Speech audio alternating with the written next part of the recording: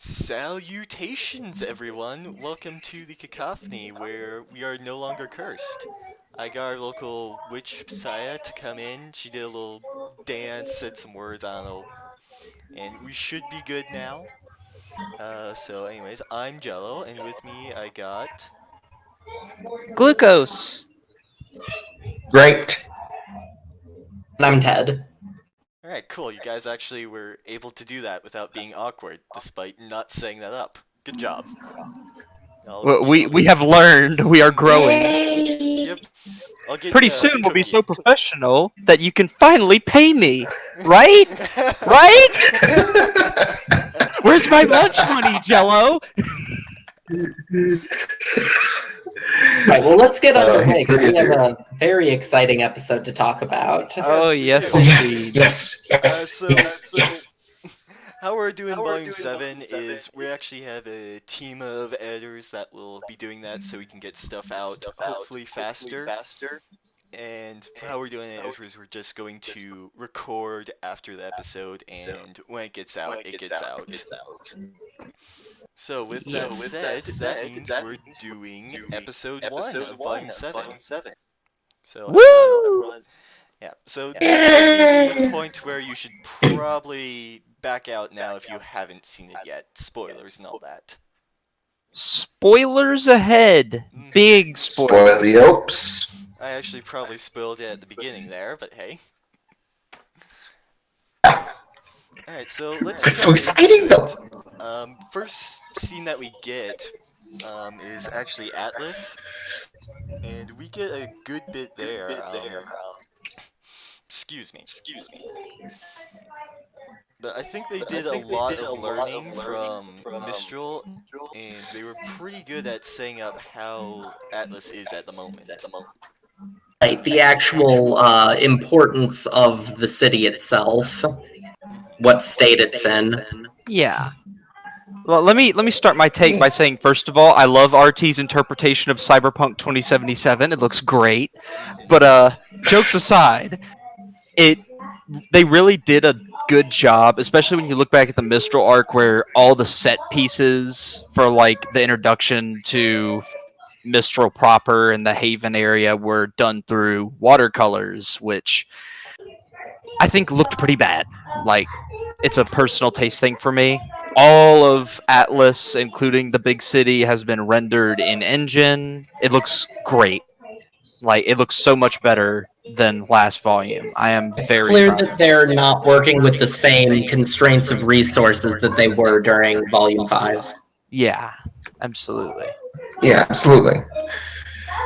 Yeah, it's beautiful. And one of the things that I think really helped set the scene was actually the holographic signs of Ironwood and Winter.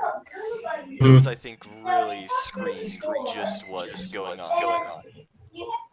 I've seen a lot of comparisons on the subreddit, like, to the vibe with this show. It reminds a lot of people of the Undercity. Reminds a lot of people of City 17 from Half-Life. These, the big holographic boards, the dystopian setting. I didn't even think of that, but yeah, it's very City 17-ish. It's not in the color scheme, of course, but like the signs, but also the architecture. It's very it's the same kind of picture, honestly. And We'll see if it differs between Mantle and Atlas. We might still find out, like, we go up to Atlas and things are way better up there. Like, everything is clean and friendly. And what I'm expecting, actually, is a little bit of a short deep dive here. If you look at Atlas, the Undercity, where we start out the show, you'll notice that although the color tone is muted, the lights are all different colors. Like, I'm pretty sure every color on the rainbow shows up in the neon lights or in the billboards at one point. I predict that Mantle is going to be uniformly white, gray, black, and blue. in Atlas. I mean, yeah, Atlas, big Atlas, the flying city. Atlas. It's Atlas up above and Mantle down below. That confuses me still. Atlas is the floating city of the 1%. Yeah, and that was also something that was pretty cool in just how that happened with what Maria told us is they were all kind of down and stuff, so they literally just took a portion of the city and put it into After the losing the sky. war, right? Hmm. It's not really what I envisioned with Atlas and Mantle, but I was imagining something a little bit more like realistic, with this sort of Mantle being this kind of old, dilapidated city from 100 years ago, and Atlas being the new modern city. But this very much fits more with the science fiction vibe. I was expecting something similar to best way I can describe it is that if you've ever played Deus Ex Human Revolution, Yes. I was expecting something similar to Hank Shaw from Detroit. I mean, not Hank Shaw from Human Revolution, but instead of the black and gold color palette, it was going to be like white and blue. Yeah. I got the Detroit's a color different palette game. like it looks like. Yeah, I mixed mine up. I haven't played Detroit. You should. It's amazing. Speaking of that, though, that's actually what I expected Mantle to be. Honestly, I expected this sort of snowy, down on its luck, poverty city. I mean, that's not exactly what we didn't get, but I wasn't expecting so much authoritarian influence, I should say. I was expecting just the city. Let's talk about that, because right now we've seen that there are, billboards of almost dictatorial figures giving speeches. There are soldiers everywhere. There's ships flying up above. But, There's we also haven't seen people getting, dragged off into vans unless they, frankly break the law. well, they could like, be. so There's the camera bots going around. Right, so we don't know what the purpose of those are at this point. Do you think that they're going all 1984? It is very obvious from both dialogue, backstory, and the presentation of Mantle proper that the city is under martial law. I don't know to what extent that is. I don't know if Ironwood is going full 1984. There has never been a war with East Asia, or if he's just a concerned city dad, basically. But that's going to be revealed over the course of the volume how paranoid he really is. Yeah, one of the things that has me Of course. yeah, one of the things that has me concerned there is on one of the not billboards, but news sign things. On one of those it said that there was a reporter slain, and Right, that's yeah, we don't know about that yet. that just sets off a lot of flags for me. Yeah. I didn't even notice those signs personally, but after I did realize those were a thing, it sort of all became a lot more grim. Mm-hmm. Yeah, It's a between very it's an important setting window dressing thing. What we saw was journalists slain. We saw a headline about a council election. With it seems like it's going to be that Robin Hill woman versus Jacques. We saw a commentary on the embargo, and what was the last one? Let me see if I can find it. I believe it was something about no, that was Pietro's dialogue, my bad. Never mind. Yeah, not quite sure, but between the reporter slain and the drunk guy thinking that Atlas is great despite him obviously not having that great of a life himself, it really makes me fear for the control of information. Yeah, definitely. Yeah. I mean, if nothing else, that was sort of a case of nationalism. Right. And if you study history, guys, a little spoiler here. I'm a big history nut. Atlas and Mantle as a whole right now, they've taken heavy cues in the aesthetics and especially of the Mantle Undercity. I noticed they've taken huge design cues and the cues of how the military police situation is working with the Soviet Union. It looks that way. Yeah. Like late 70s, early 80s Soviet Union. Well, And we're really seeing Faunus, for example. We're seeing that they're around, especially seemingly in Mantle. We've seen several Faunus so far, and Pietro is at least willing to treat them well. But then we see that drunk guy was just like, Blake's just a dumb Faunus. Stupid Faunus. Yeet. There's the voice. What Weiss be like? I'd like to speak to the CEO of racism. I just want to talk. What, so she wants to talk to Dad?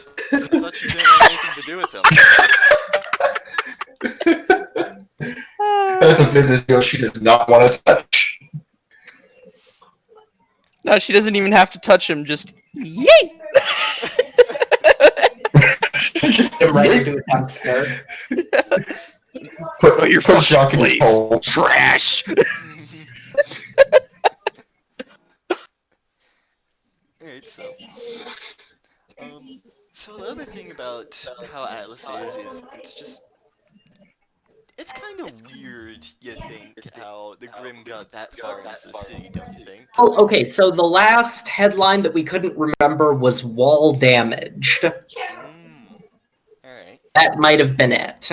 So if you just read really hard, it's foreshadowed. And also, I don't really think this is kind of an inferred thing from previous dialogue about Atlas and about what we're presented with, and as far as the aesthetics of the city and how the city runs from like Weiss's time there in Volume 4. I don't think it's even that well defended.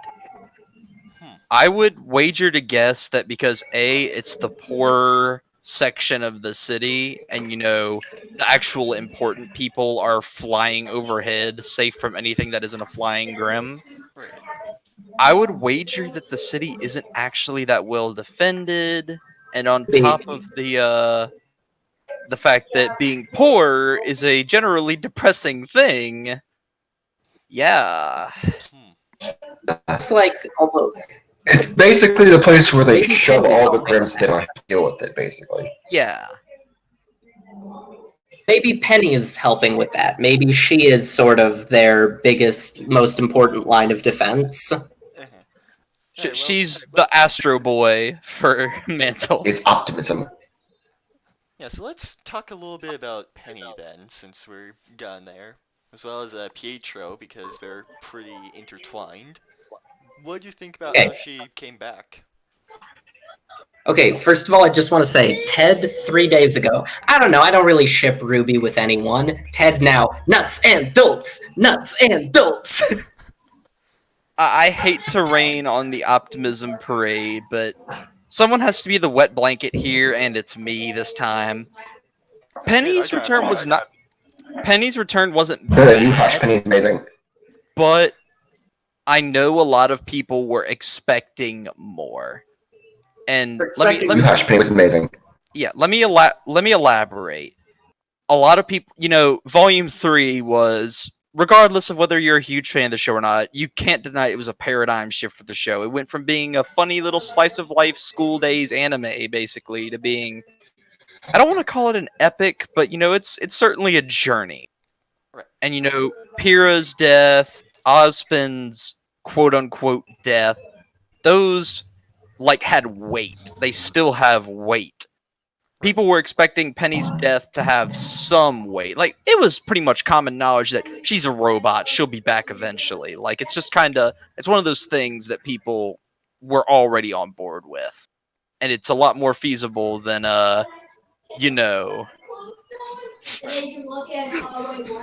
But, So, I mean, Penny always had the potential to come back in one form or another because she is a robot. Whether or not she would keep her memories, her personality, her anything, that was unknown. And now we know she does keep them as long as her core is undamaged.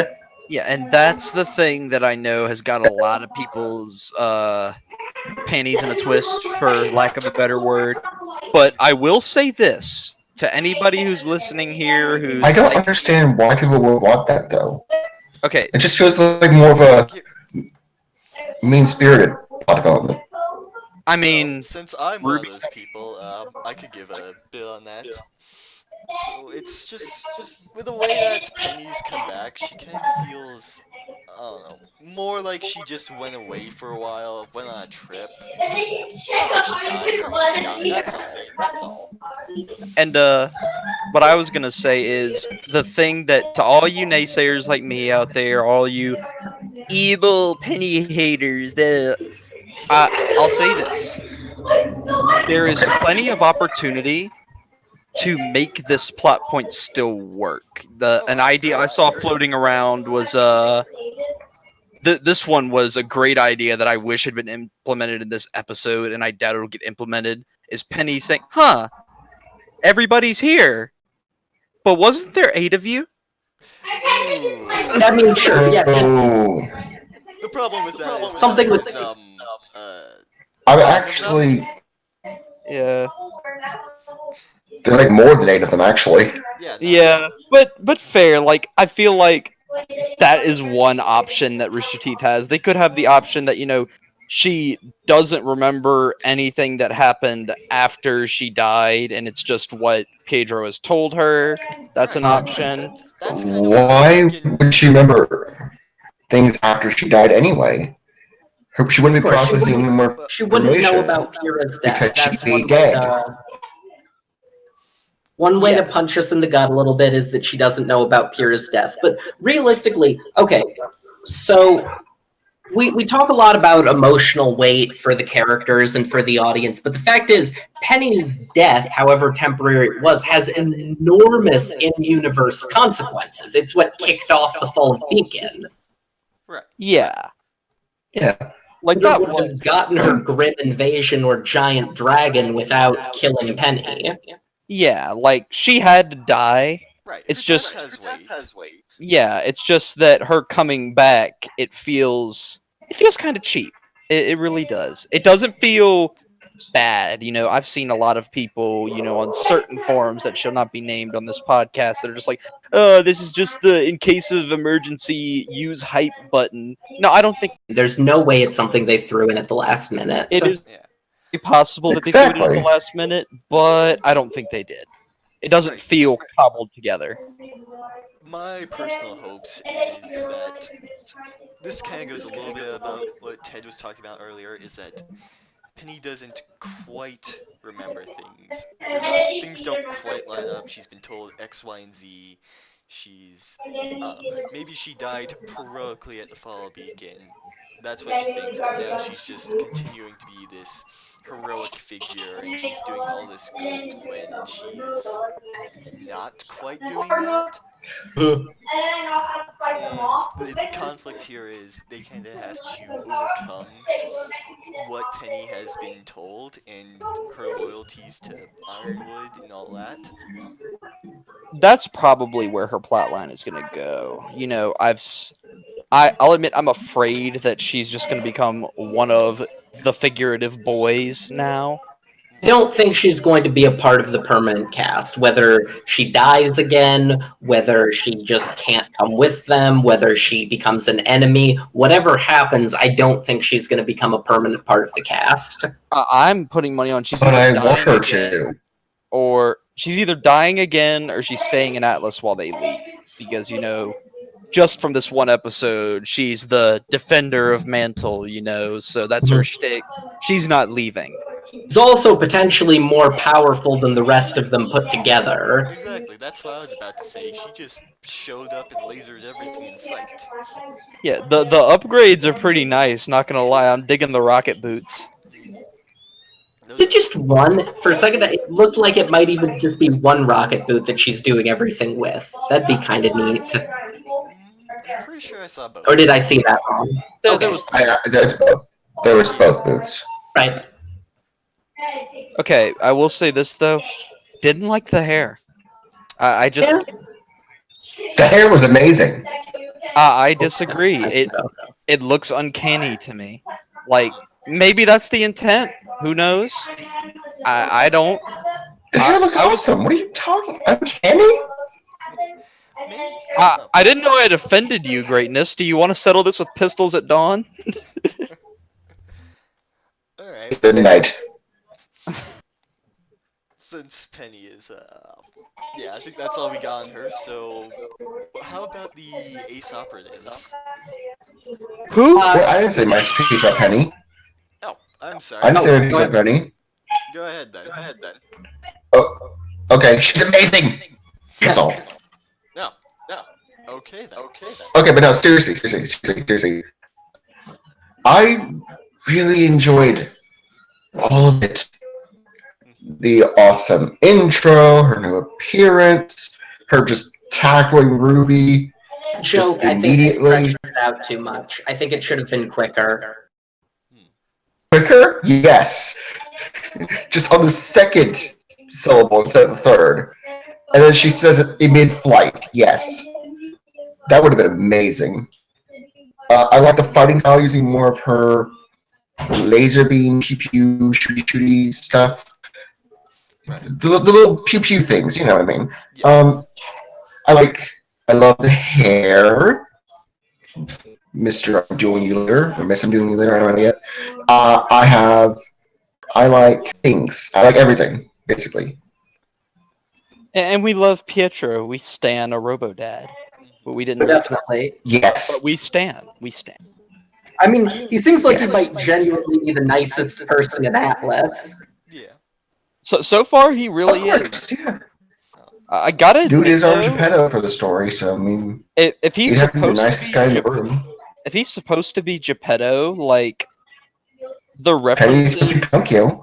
the visual references and the name like don't really invoke it, but I can see him playing the role. Like it was a strange choice to me. I don't dislike it. I love him, and the fact that he's probably going to die it keeps me up at night.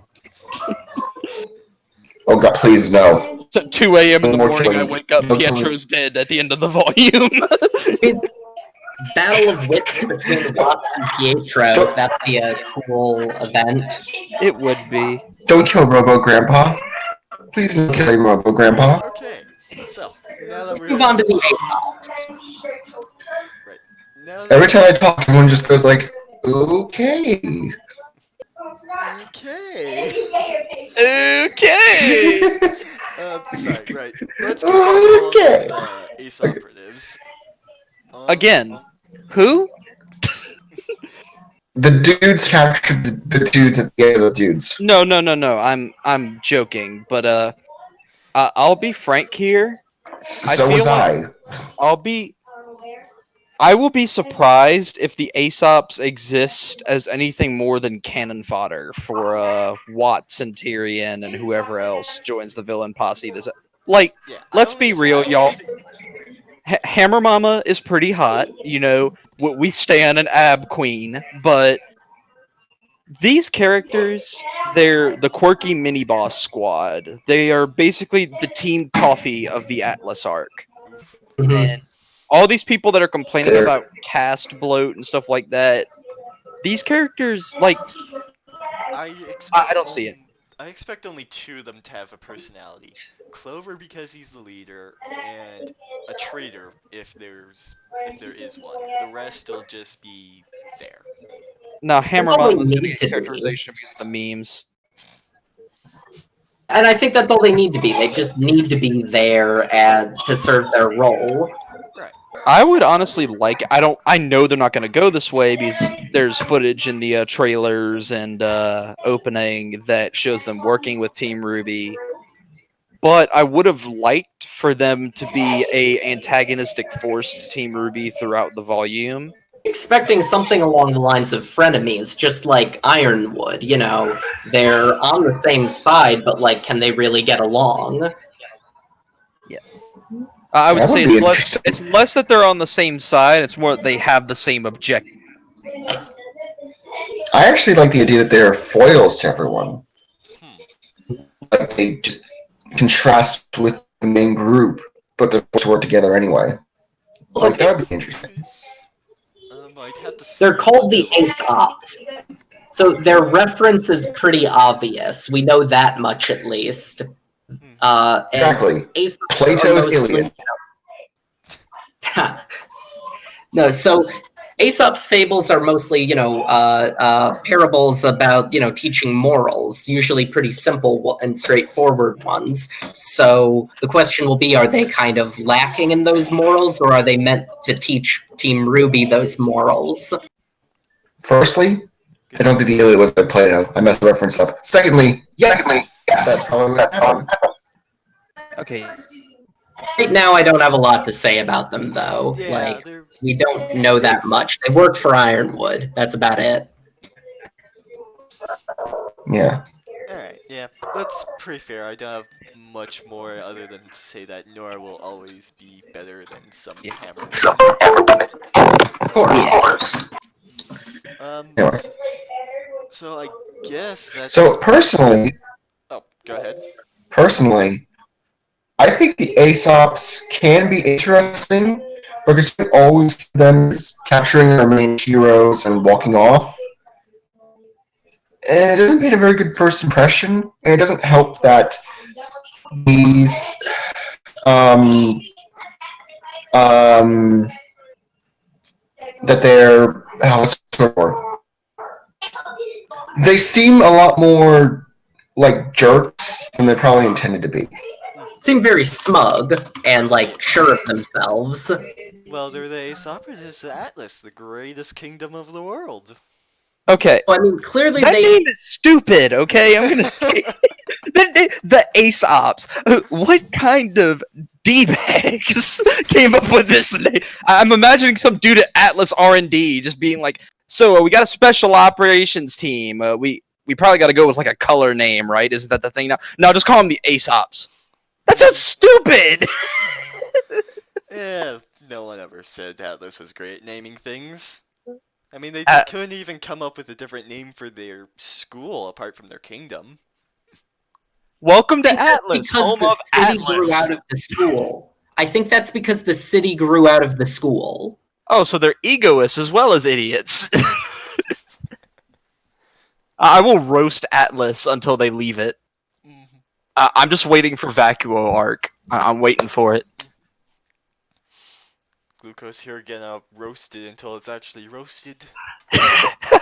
Until we're in the burning Vacuoan sun. Alright, yeah, I think that's most of the plot points of this episode covered. So I guess we can get into the intro, which I'd say is pretty damn cool. Mm. The one unanimous thing about this volume, even on that forum which will not be named, which is literally just toxic vitriol for the show at all times, Right, right. they still said the OP is a banger and the new intro is actually really cool. And just God, I love it. Yeah. It's so stylized compared to Oh, yeah. everything we've seen before, Oh, yeah, and that style is I- what does it. that fits the show so well. Like RWBY has always just been a 3D Western anime, and people have denied it. People have thrown it under the bus the same way that Avatar isn't really an anime. It basically was an anime without being Japanese. Mhm. So RWBY just full on embracing it for the OP, like made the OP that much better. Yeah, I think maybe at the beginning it was a little slow when Ruby's looking up at Atlas, but as soon as they're kind of flying through the air, evolving through their outfits, it just starts rocking. Well, that's a common thing in anime OPs is for the slower portions of the song or the start of the song to take place over a long establishing shot. Ah, well, you see, there's the problem as I don't watch anime. Yeah, Except RWBY. as a certified and licensed weeaboo, You get a license for that? Can I I see got a that? license. I got a license for that, mate. Hey, you got a license for that? Don't undertake me live. I am the inspector. Okay, so the opening, it gave us a lot of sources of speculation. You know, we're seeing all kinds of stuff. There's two things I really want to touch on, but does anybody want to go first with like what they saw in the opening? Crow versus Tyrion, round 2. Yeah, with I guess Robin helping Right, out. Yeah. But on that note, it has me really worried on the speculation side. And you know, I was worried about this last volume too. I was worried about it in volume 4. Crow is always gonna die. This man I'm pretty sure his cape is actually just the death flag that he Now you see what happens. that is a Oh, wait. badge of honor. Now you see what happens is the universe keeps trying to kill Crow, but his semblance is so powerful that the universe just keeps having bad luck each time. His entire he won't die because the universe sees fit to torture him that much more. It's like, as they first explained it, I thought his semblance gave everyone else bad luck, but he still had normal luck. But lately, it seems more like he gives himself bad luck too. No, I think it's just I kind think of it's like canonly stated now that it affects everyone, including himself. Okay. It's just this area around him that's fucked.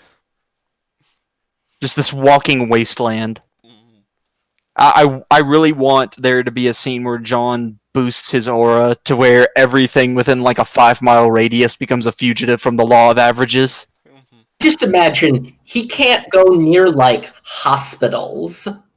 Oh no. No, he cannot. He can't go by dust shops, he can't go by hospitals, he can't go by children's play places. Alright, that's getting a bit off topic, so, The two things I want to mention in the opening that I think lead to a lot of speculation. One is that we see Amity Arena multiple times. yes. So, what do we think the importance of it is going to be? At this point, I really don't know. A silly Vital idea too? a silly But yes, idea I'm that sure it will be I, vital to the season. yeah, the idea that I had is Atlas starts to fall, and they use Amity to help prop it up. I don't know. So Yeah, that could be something Sokovia, like but that. with another Sokovia. I like it. My speculation on the purpose of Amity is I've got a few, and most of them tie in with Watts. So Right. it's pretty much all but confirmed at this point that Watts is going to be the main villain of the Atlas arc. He has the Atlas aesthetic, looking back now, like he very much fits the aesthetic that we've been shown. He's the more intellectual of the villains, which would suit the more science fiction-y sort of area. Right. And what I think is going to happen is, well, we know that Watts is. It's all but confirmed that he was responsible for the virus that cracked the CCT and the Vital Festival security and in the Atlas robot tech. I think that Watts is going to hack the Amity Coliseum and use it to knock Atlas out of alignment. So That the could be. opposite of what I said. Yeah. Alright. Yeah, I can see that. Makes sense to me. Personally, I don't imagine, I mean, at this point we don't know, but I don't imagine Atlas having some giant machine holding up that if anything goes wrong with the machine, it'll plummet. I imagine it's a giant gravity dust deposit. You would need something like Amity Arena crashing into it to make it fall. Yeah, you would need basically a colony drop to make it happen. Alright, Greatness, do you have any thoughts beyond Amity or the intro? Okay, yeah, intro, right.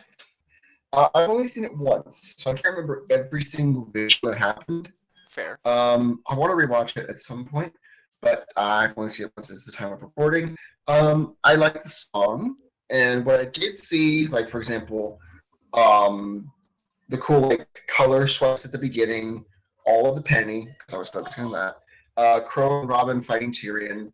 I thought it was really, really good, but it also made me ask a lot of questions as to what's going to happen later on. Oh, yeah.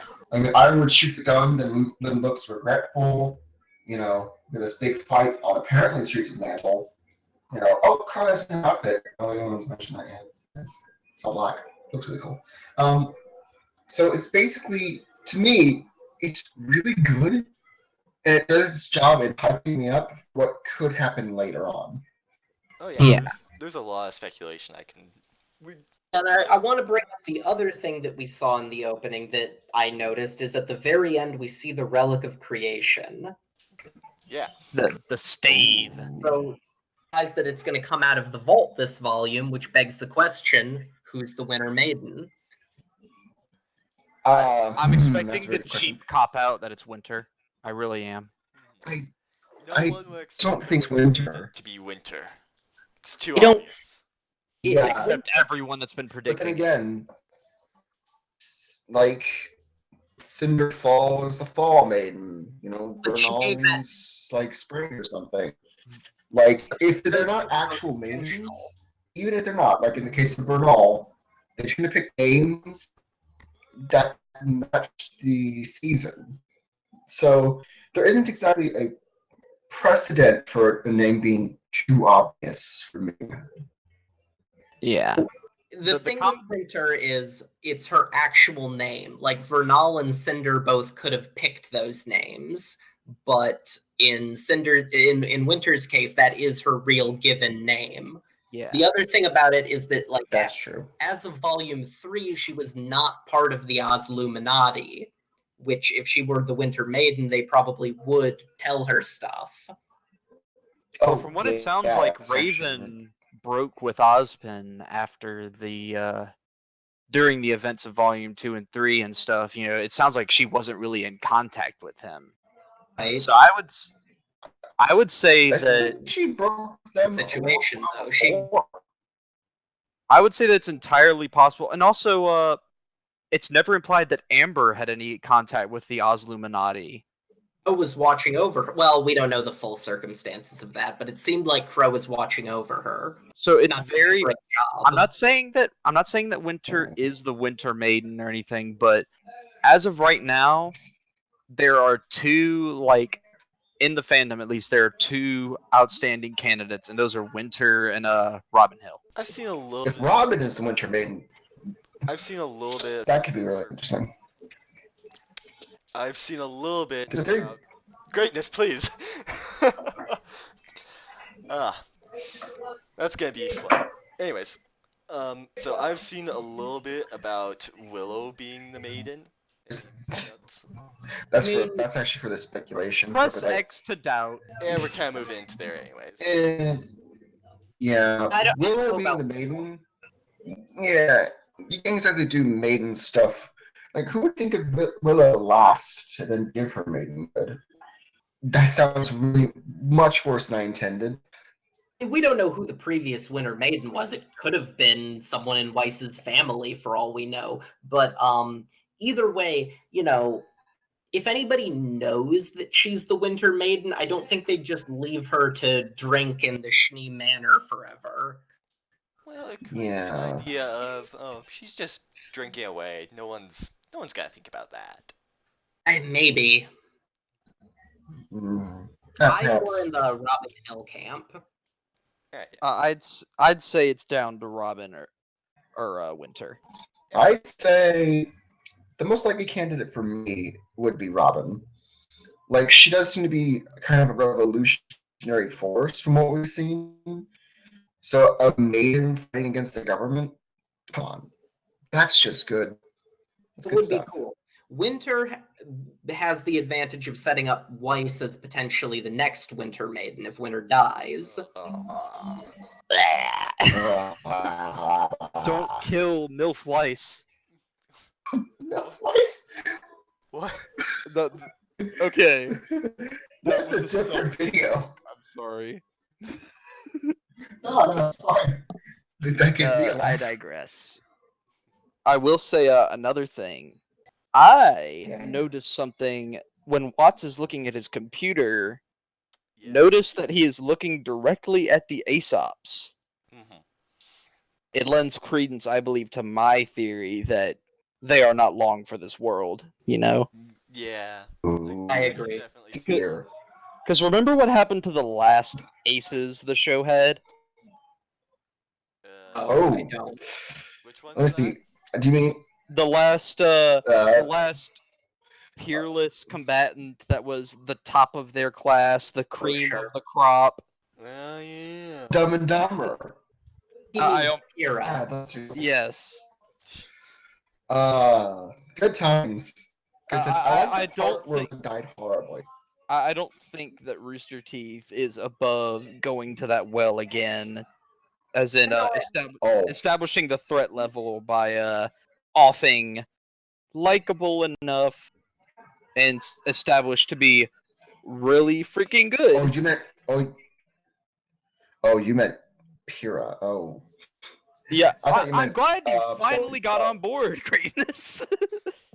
I thought you meant like those two idiots from Bulk and Skull, whatever their name were. Bogus. Those are their new names. Yep, let's just go with that. So, Sorry, Greatness. I agree. They're probably getting taken out by either by Watts or by Tyrion. Either by Watts through some kind of trickery, or Tyrion just straight up massacring all of them. That would be a horrifying way to introduce him, actually. Like a stress signal, they run over, everyone's dead, and he's just standing there. I think that'd be cool. And It'd speaking be horrifying. Speaking of It'd be Tyrion, cool. Yeah. is this the volume where we finally get an answer to why he's particularly interested in Miles Luna's self-insert? I mean, John. That's a joke. It's actually, Maybe. it was actually just his fabulous hair. Now that he's cut it, he has no interest anymore. Now that he's No, I cut, think- he's like, I want nothing to do with you. Tyrion People has a type make of way show, too so- much out of that. Didn't he almost? He literally said it offhandedly. Just, I don't matter to you. I don't matter to you. I don't matter to. Well, I guess you interest me a little bit, but I matter to you. Like, I think people make big of a deal out of that. I don't think it's anything important. You don't understand. We're a fandom. We make a big thing out of everything. Yeah, point there. What Does shock Ruby is me? robosexual? Yes. Is my personal theory that yes. I mean, she makes weapons. Robots are walking weapons. It's I digress. kind of goes theme. Alright. I'm gonna do my thing, which is a bit more, I kind of thought this up, and it's a bit more, as a big whole kind of plan. I'm kind of seeing, after the rest, they'll get released for Ironwood. Jimmy will send Ruby and Juniper down to the dust mines for whatever. Oscar will stick around with him, and they'll train or something. They'll have a time, and Crow will go off into the streets trying to figure stuff out, find Robin, etc. And when they kind of come back together, they all are not quite sure who to trust. That makes sense. That sounds about right. Yeah, that makes sense. Honestly. Yeah. Well, okay then, that went smoother than I thought. I mean, So I there's like all nothing of really- that. Yeah, it's a good And show. it fits with both what we've seen in the trailer and in the opening. But that's just a theory. A game Theory. theory. Thanks for watching. Alright, do we have any more speculation then? I actually do. Okay. There I was is. going Go to ahead. Segue to the end, but go on. I'm sorry, but this is something that I feel like we should address. You know, we're starting the new volume, we're starting the Atlas arc, and there's a lot of ends that Atlas had set up in the last few volumes. You know, there's Neo and Cinder, who notably are not in the OP. That's true. And there's Jacques, he Let's see. exists. There's the whole Schnee family. There's Ironwood's paranoia. There's There's a lot of moving parts here, which is part of why I'm glad that they Forgot brought which one. Jersey and Eddie. I forgot which one was in Vale, but there's a lot of plot points to tie up, and I don't think they're gonna get to all of them in this volume. Oh no, no. And I Oh, think definitely that, not. No. I think that what's gonna happen is this volume is gonna be solely focused on Ironwood and the Relic of Creation. I think this is gonna be like, I think the first thing they're gonna do is get Ironwood's trust and get the relic, and then we're gonna deal with Jock. Then we're gonna deal with whatever Faunus subplot there is for this. Then we're gonna deal with Yep. That's when I think Cinder and Neo are gonna show up this volume, but only at the end, or in like a post-credit scene towards the end, something like that. I think Atlas could easily be 2 volumes. Go back to our. Oh yeah. Like, why would they limit Atlas to only one volume? Because Like, that's what that they've done just for doesn't make everything sense. else. Right. Yeah, like I was saying, Vale was 3. go back to our Volume 7 speculation episode. I'm calling it. Atlas is going to be 2 volumes, one where it's focused on the internal events and going on of the kingdom, and one on the outside. Yeah. Yeah, this one came on Ironwood and the Rock, what you said, and its villains can be Tyrion and Watts. Right. Then Volume 8 could be Cinder and Neo, and like invading the place and everything. That makes sense to me, personally. Yeah. I don't see it breaking down that neatly because we also see the Schnees in the opening. We also see, Robin Hill. I don't think Watts and Tyrion Season's 9 is supposed. Sorry, what? I was just talking. I'm not expecting Atlas to be 3 volumes, but I fear 9 that. is supposed to be shorter than all the other ones, so I could see it kind of being like an aftermath and light travel sort of thing. I could see that, yeah. I disagree because, it seems like all the volumes are going to be similar in length. So I think that, like I said, the stuff's going to start coming together in this volume, and it's going to come to a head next volume, and then the end of next volume is going to be the denouement, the wrapping up of that Atlas plot, and moving on to whatever's next. I would assume Vacuo, but, they could surprise us. True. Let's go back to Vale and get the relic of whatever that's there. Choice. Let's go to Menagerie and set up an army. Wait, actually, that would be a topic for another day, wouldn't it? Why didn't they go back to Beacon and take the relic from there? First of all, they need Cinder to get in. I mean, because they need remember, they're not Fall trying Maiden to do gather that, the I assume. Yeah. They're not trying to gather the relics. They're trying to keep them away from Salem, and inevitably that'll lead to them gathering all 4 relics themselves. But their goal is not to collect the relics. 2 words. Yeet. Cannon. Just saying. Fire for Yeet Cannon! That's the best way to take care of the relics. Just fling them into space. Have you seen any spacefaring craft in RWBY? No. Coincidence? I think not. Telling you. We even know that dust doesn't work in space. See? Perfect solution. Alright, that's a bit off track. So... That bit of insane speculation. Do we have anything left? I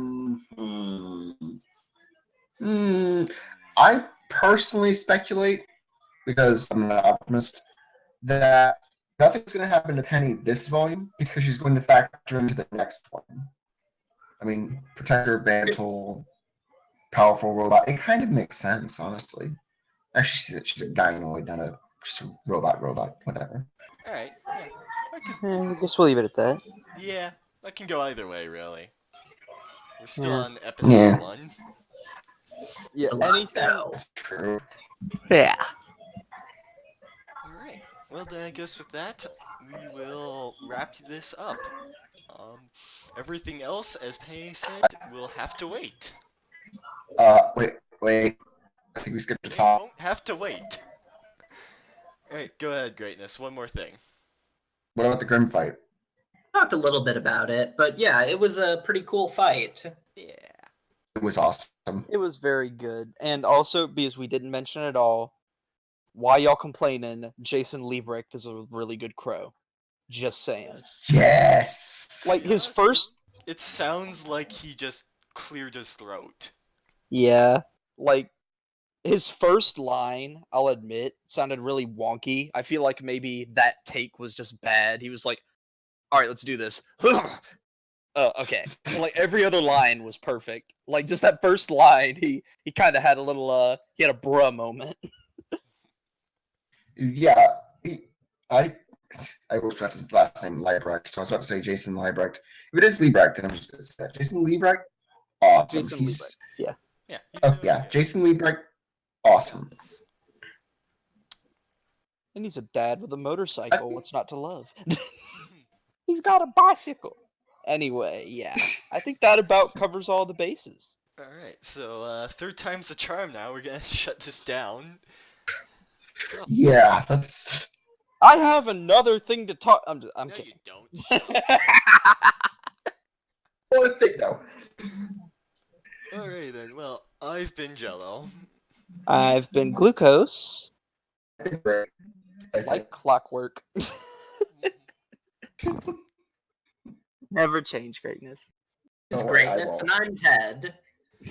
Alright, and we have been the Cacophony with great outros. Good night. Toodaloo.